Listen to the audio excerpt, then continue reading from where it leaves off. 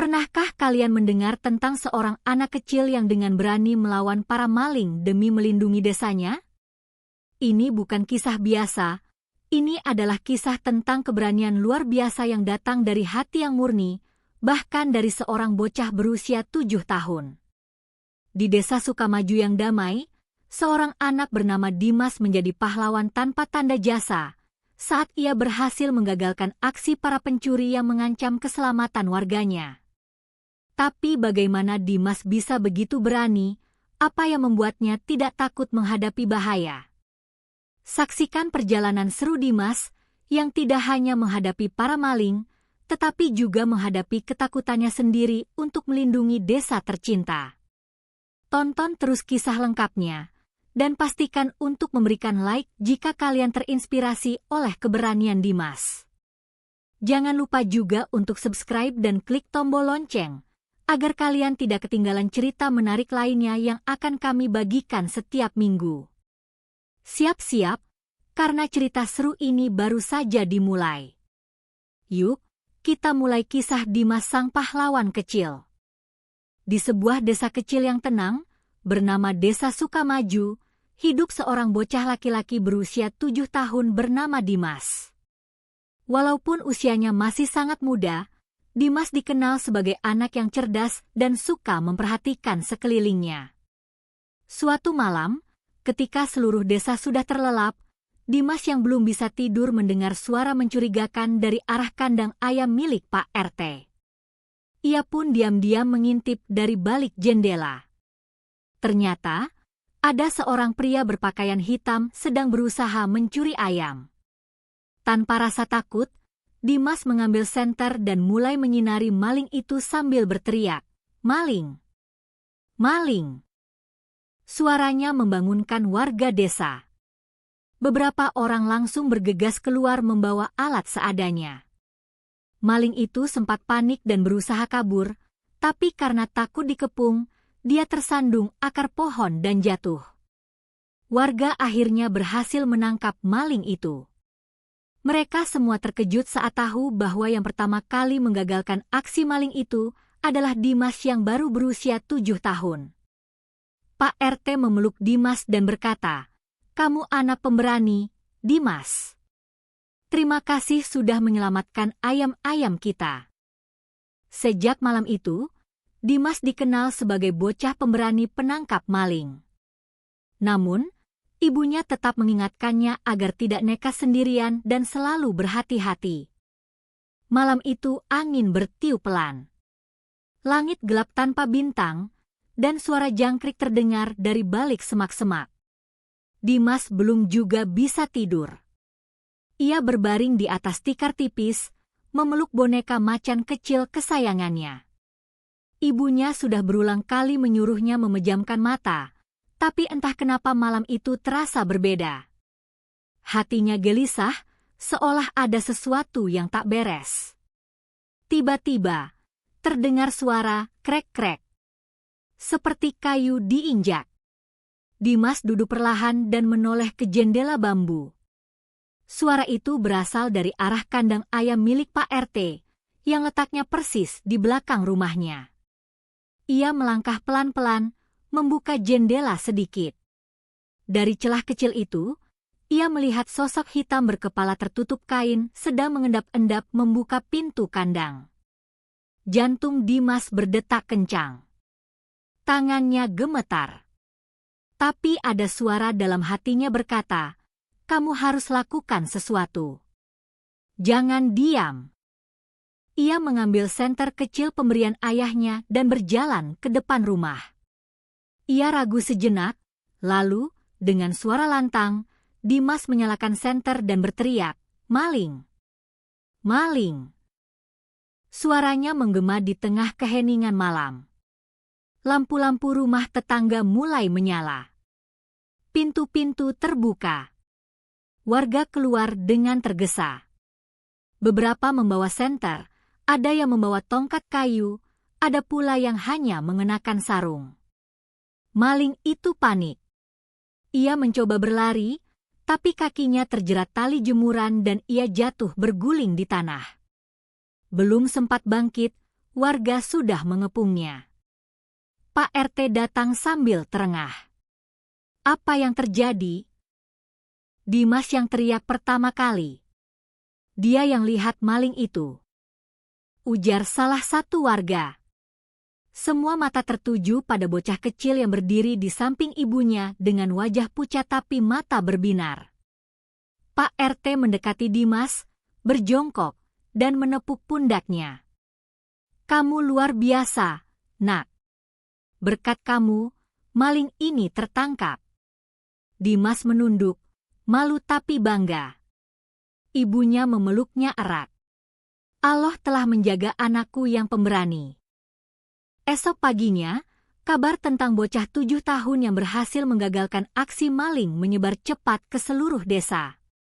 Banyak warga datang ke rumah Dimas, membawa kue, buah, dan ucapan terima kasih. Ada yang menepuk pundaknya, ada yang mencubit pipinya pelan sambil berkata, "Kamu anak hebat, Dimas." Namun di tengah kegembiraan itu, Pak RT dan beberapa warga mulai curiga. Mengapa maling itu tahu letak kandang ayam? Dan kenapa dia memilih malam ini saat penjagaan agak longgar? Setelah diserahkan ke aparat desa, maling itu tetap bungkam. Ia hanya menunduk dan sesekali menggeleng saat ditanya. Tapi di sakunya, ditemukan potongan kertas kecil berisi catatan. Ada gambar kandang ayam, tulisan waktu, dan tanda silang merah pada beberapa rumah. Pak RT memandang kertas itu dengan dahi berkerut. Ini bukan pencurian biasa. Seperti direncanakan dengan matang. Sementara itu, Dimas yang sedang bermain di pekarangan mendengar percakapan itu. Ia diam sejenak, lalu ingat sesuatu. Malam sebelum kejadian, ia melihat seseorang berdiri cukup lama di dekat tiang listrik di ujung jalan. Orang itu membawa catatan dan sempat mengintip ke arah rumah-rumah. Ia pun masuk ke rumah dan berkata kepada ibunya, "Bu, aku pernah lihat orang aneh dekat tiang listrik 2 malam lalu." Dia bawa buku dan lihat-lihat rumah. Ibunya kaget. "Kamu serius, Dim?" "Iya, Bu. Waktu aku mau ambil bola yang nyangkut di semak." Berita itu segera disampaikan ke Pak RT. Warga mulai yakin bahwa pencurian ini adalah bagian dari rencana kelompok. Dan yang membuat suasana makin tegang, ternyata bukan hanya ayam Pak RT yang jadi sasaran. Di ujung desa, rumah Pak Ujang kehilangan kambing kecilnya 2 malam sebelumnya. Tapi waktu itu, mereka mengira kambingnya hanya lepas. Ini bukan akhir. Kita harus waspada, kata Pak RT. Maling ini mungkin bagian dari kelompok yang sedang mengincar desa kita. Dimas mendengarnya dan menggenggam tangan ibunya erat-erat. Meski bangga telah membantu, ia mulai merasa gelisah lagi. Apakah mereka akan datang kembali? Hari-hari berikutnya, Desa Sukamaju tidak lagi setenang biasanya. Warga mulai bergiliran ronda malam. Ayah-ayah yang biasanya tidur nyenyak kini berjaga dengan membawa tongkat, lampu petromax, dan peluit. Suara kentongan terdengar tiap jam, tanda bahwa semua masih aman. Namun Dimas tidak bisa tenang. Setiap malam, ia terbangun dan menatap keluar jendela. Ia merasa seperti ada yang memperhatikannya dari kejauhan, meskipun tak ada yang terlihat. Suatu malam, saat suara jangkrik kembali menguasai desa, Dimas melihat sesuatu bergerak cepat di balik pohon jambu di pekarangan rumah Pak Ujang. Ia menahan napas, matanya tidak berkedip. Bayangan itu berdiri sebentar. Lalu, lenyap. Dimas merangkak ke kamar ibunya dan membisik, "Bu, aku lihat orang lagi, sembunyi di balik pohon." Ibunya terbangun dengan wajah cemas. Tapi belum sempat berkata apa-apa, suara "prang" terdengar dari arah rumah Pak Ujang.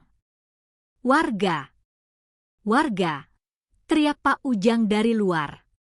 Dimas dan ibunya keluar tergesa. Ternyata, seseorang baru saja mencoba masuk ke kandang kambing lagi, tapi kepergok oleh Pak Ujang yang sedang ronda. Sialnya, maling itu berhasil kabur ke arah kebun belakang yang gelap. Beberapa warga mengejar, namun tidak berhasil menemukannya. Pak RT menggertakkan giginya. Benar dugaan kita, pencurian ini bukan kebetulan. Mereka sudah mengintai sejak lama. Lalu ia menoleh ke Dimas. Kamu lihat bayangan sebelum kejadian, ya? Dimas mengangguk pelan. Warga mulai mempercayai bahwa Dimas memiliki pengamatan yang tajam dan keberaniannya bukan kebetulan. Tapi mereka juga khawatir. Maling-maling ini bisa saja kembali, dan mungkin kali ini mereka membawa sesuatu yang lebih berbahaya. Sejak malam itu, Pak RT menambah jumlah penjaga malam. Beberapa titik di desa dipasang lampu tambahan. Tapi satu hal yang belum disadari warga, ada satu rumah yang terus-menerus gelap, tidak pernah ikut ronda, dan pemiliknya jarang keluar siang hari. Seseorang sedang menyimpan rahasia. Dan Dimas, dengan rasa penasaran dan keberaniannya, akan segera mengetahuinya. Beberapa hari telah berlalu sejak percobaan pencurian kambing di rumah Pak Ujang.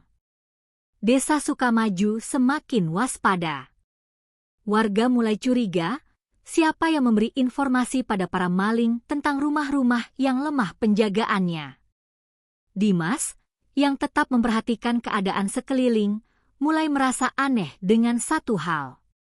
Setiap malam, saat seluruh rumah menyalakan lampu untuk berjaga-jaga, rumah Pak Roni yang berada di ujung desa selalu gelap gulita. Jendelanya tertutup rapat, dan tidak pernah ada suara dari dalam. Dimas bertanya pada ibunya, "Bu, kenapa rumah Pak Roni nggak pernah nyala lampunya?" Ibunya menjawab ragu, "Entahlah, Nak. Mungkin dia tidur cepat atau sedang sakit."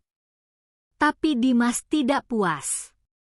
Ia ingat bahwa beberapa hari lalu, saat sedang main bola di dekat rumah Pak Roni, ia melihat seorang laki-laki asing masuk ke pekarangan rumah itu lewat pintu belakang.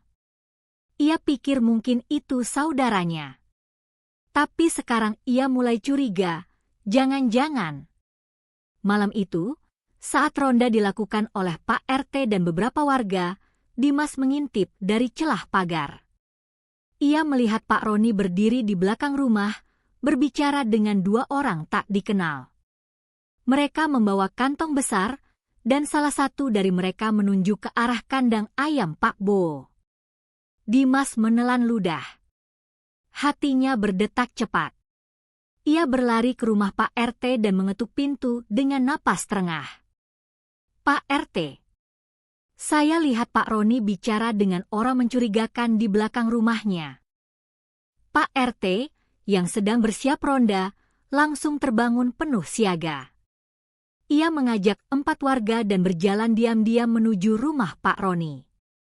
Dimas menunjukkan arah tempat ia melihat bayangan. Mereka bersembunyi di balik semak. Dan benar saja, Pak Roni sedang menyerahkan selembar peta kecil kepada 2 orang lelaki yang mengenakan jaket hitam. Pak RT segera memberi isyarat. Dengan cepat, mereka mengepung dan menerangi tempat itu dengan senter. "Kalian mau apa di sini?" bentak Pak RT.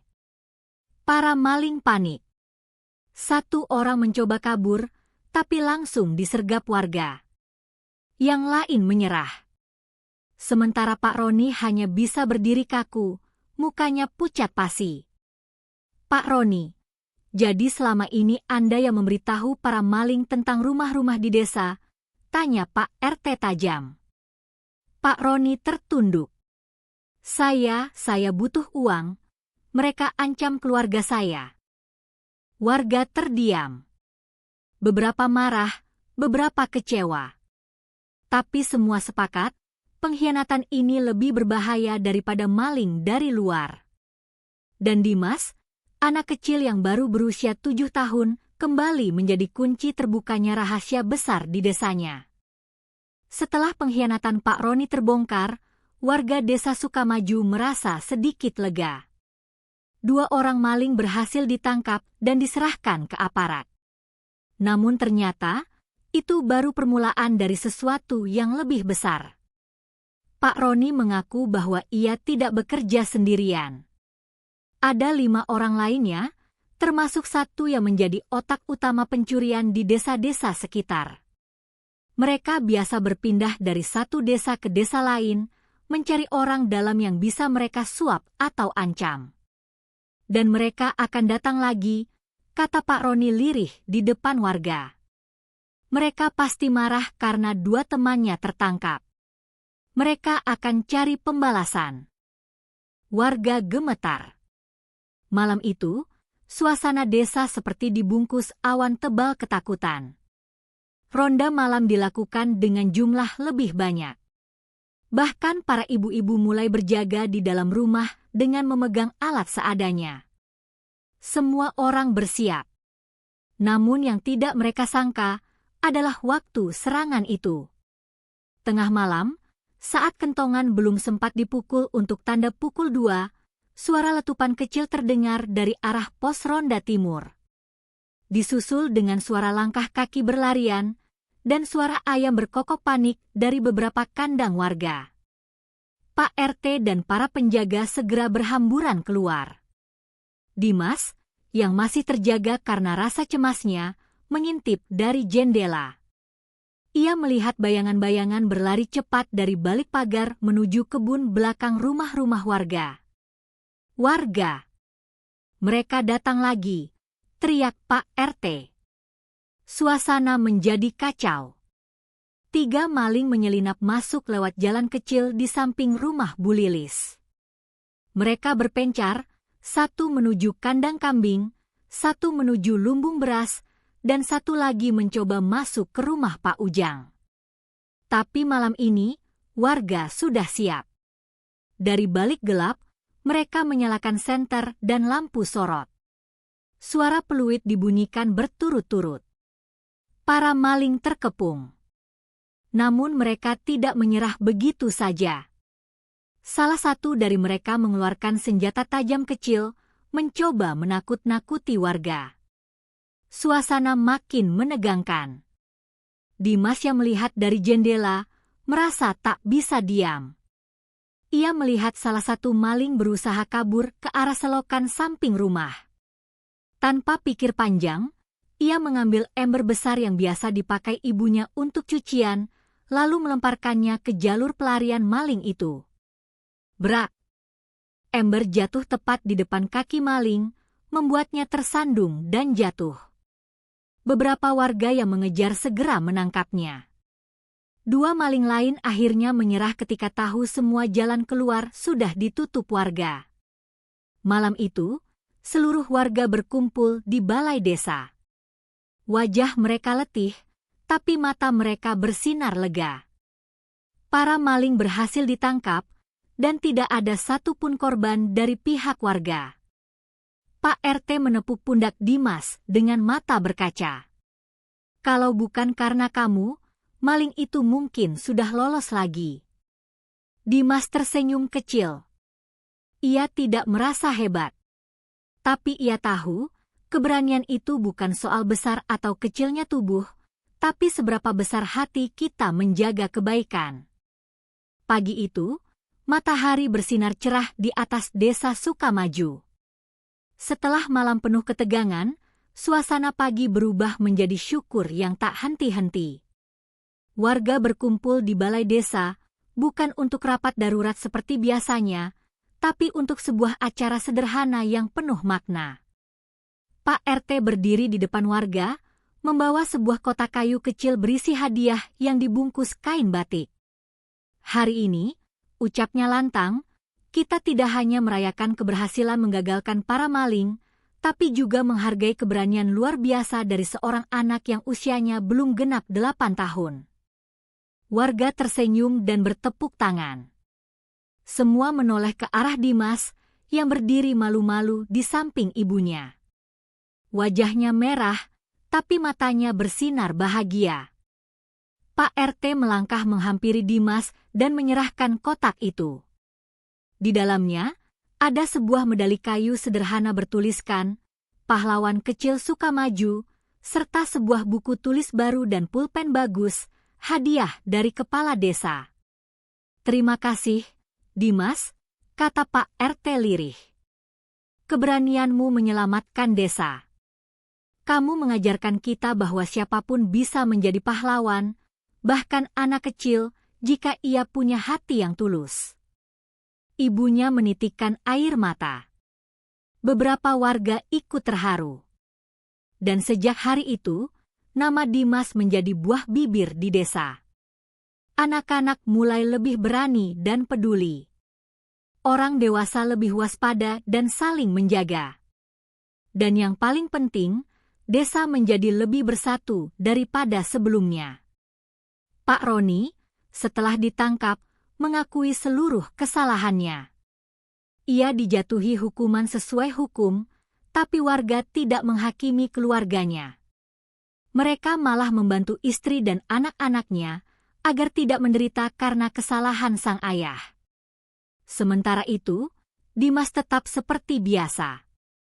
Ia masih bermain bola, membantu ibunya menjemur pakaian, dan mengerjakan PR. Tapi kini, setiap orang yang melihatnya tahu, anak itu punya keberanian yang tak semua orang miliki. Dan malam-malam di desa Sukamaju pun kembali damai, dengan suara jangkrik dan angin lembut yang berbisik. Bahwa keberanian sejati seringkali datang dari hati yang paling jernih dan murni. Dari kisah Dimas yang berani ini, kita bisa belajar banyak hal. Keberanian tidak selalu datang dari kekuatan fisik atau usia, tapi dari hati yang tulus dan niat yang baik. Dimas menunjukkan kita bahwa kita semua bisa menjadi pahlawan, apapun usia kita, selama kita memiliki keberanian untuk melakukan yang benar. Di dunia yang penuh tantangan ini, seringkali kita merasa kecil dan tidak berarti. Tapi seperti yang kita lihat dalam cerita ini, kebaikan dan keberanian yang tulus akan selalu memberi dampak besar. Setiap tindakan baik, sekecil apapun, bisa membuat perbedaan besar di sekitar kita. Jadi, teman-teman, mari kita semua menjadi bagian dari perubahan positif, seperti Dimas. Jika kalian terinspirasi dan ingin lebih banyak kisah-kisah penuh hikmah seperti ini, jangan lupa untuk like video ini, subscribe channel kami, dan aktifkan tombol lonceng, agar kalian selalu mendapatkan cerita penuh inspirasi yang bisa mengubah hari kalian. Jadilah pahlawan dalam hidup kalian sendiri, dan mari sebarkan kebaikan ke seluruh dunia. Sampai jumpa di video berikutnya, tetap semangat dan terus berbuat baik.